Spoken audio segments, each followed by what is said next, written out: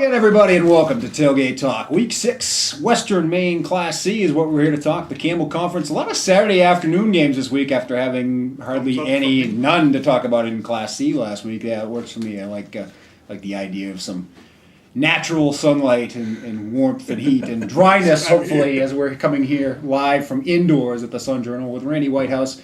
I'm Callie Oakes. Let's talk about a couple of interesting games this week. One, kind of a geographical rivalry, I guess. Winthrop at Oak Hill, and it's two teams that have been going in different directions lately. Winthrop with a couple of losses and a whole lot of injuries and ineligibility, mostly ineligibility going on there.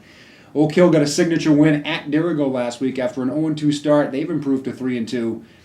Their schedule was brutal early, so they've got to think that now, okay, maybe we're one of the top teams in this league, but they've got to go out and prove it at home with an authoritative victory on Saturday. This is a big game for both teams because if you look at the Crabtree standings, if the season ended today, Winthrop's on the outside looking in.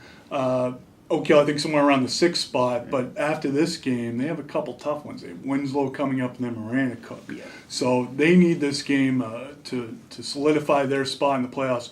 Winthrop needs this game to get back into that playoff hunt and also to get some confidence going. They've been on a little bit of a slide lately, losing to Maranacook last week, as you said, shorthanded.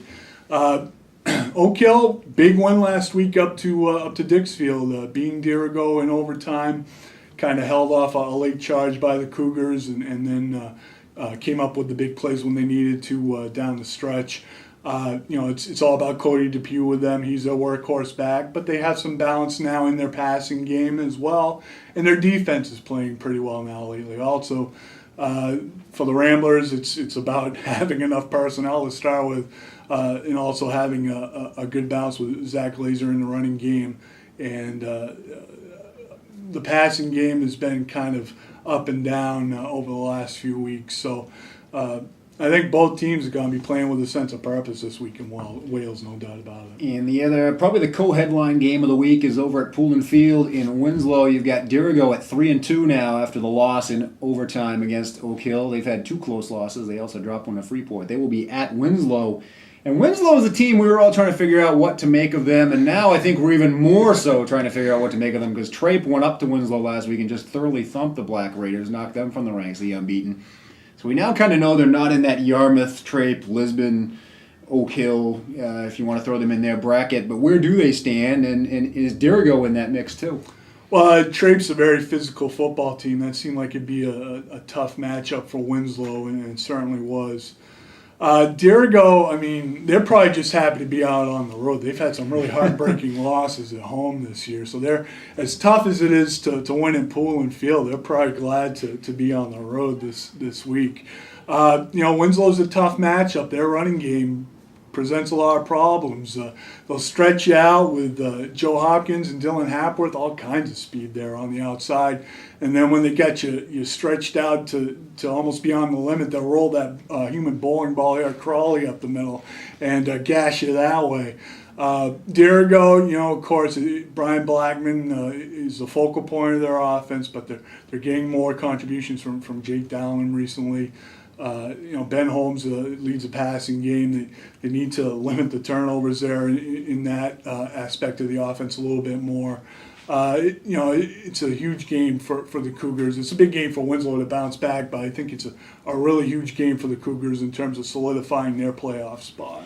A game that doesn't jump out at you on the schedule, but you could make the case it's one of the biggest games in the history of the program for Poland. They are at OOB on Friday night. Poland now at 2-3 after a win over Telstar. Chance to go to 500, and they can really maybe start thinking about the postseason. The Knights, probably with one of the best quarterbacks in the area that you've never heard of or don't know about in Tony Whalen. Yeah, he had a spectacular game last week for the Knights, and Sun Journal Player of the Week, so I'd check that out. Old Orchard Beach, though, they're better than their 0-5 record has shown. They were shorthanded early in the season due to ineligibilities.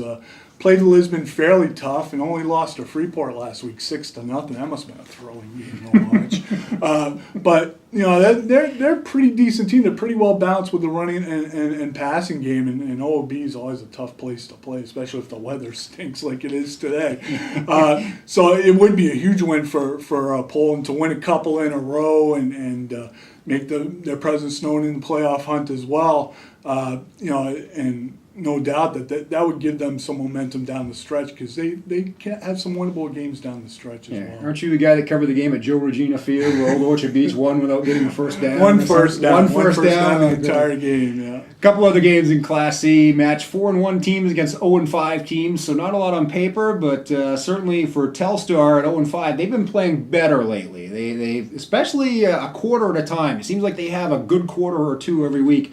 They'll be at home Saturday against Maranacook, who got back on track with that win over Winthrop and moved to 4-1. They are definitely.